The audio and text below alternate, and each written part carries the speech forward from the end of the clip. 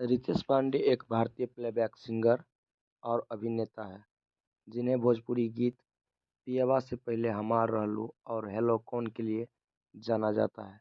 नमस्कार दोस्तों, best knowledge TV में आपका स्वागत है।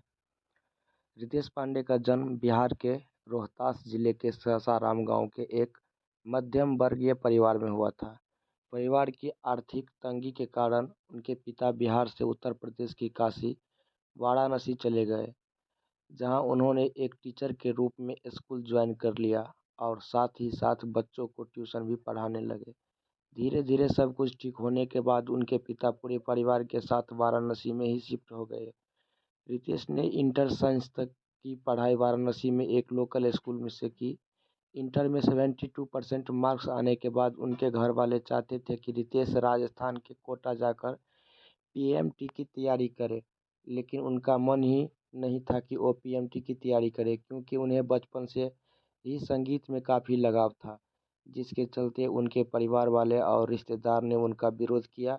लेकिन सिंगिंग में मन बना चुके रितेश पांडे ने अपने परिवार और रिश्तेदारों को पीछे छोड़ते हुए सिंगिंग को ही अपना करियर बनाने का फैसला किया।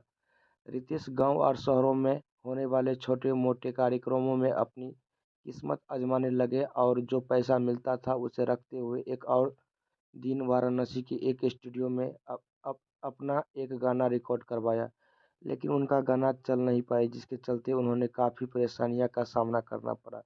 यहाँ तक कि वो खुद अपनी सीडी कैसेट को दुकानें दुकानें पर ले जाया करते थे, लेकिन फिर भी उसका कोई परिणाम सामने नहीं आया।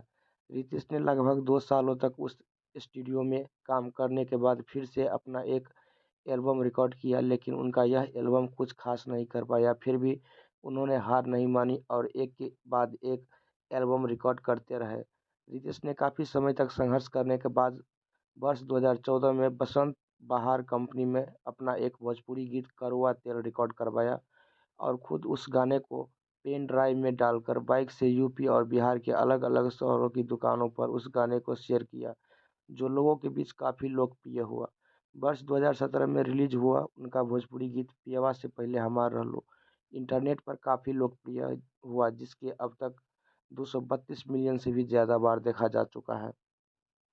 रितेश पांडे ने कई भोजपुरी और भक्ति गीत में एक एक सिंगर और डांसर के रूप में काम किया, जिसमें से वर्ष 2017 का भोजपुरी गीत "चिरई पियवा से पहिले हमार रहलू", 2017 "दर्द दिल के", 2018 "निमिया के गछिया", 2017 में "जय भवानी", 2019 का "खुश रह तू जुदा होके" और "मोहल्ला गरमाइल बा", "दर्द के दवाई" 2020 और "लहंगा के का हाल बा" 2020 जैसे गीत शामिल हैं।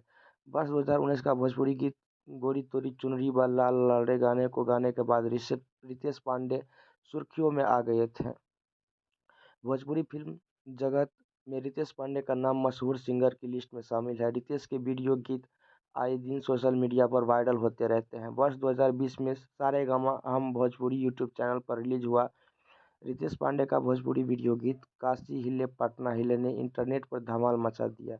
इस गाने को अब तक एज ऑफ मार्च 2021 5 करोड़ से भी ज़्यादा बार देखा जा चुका है।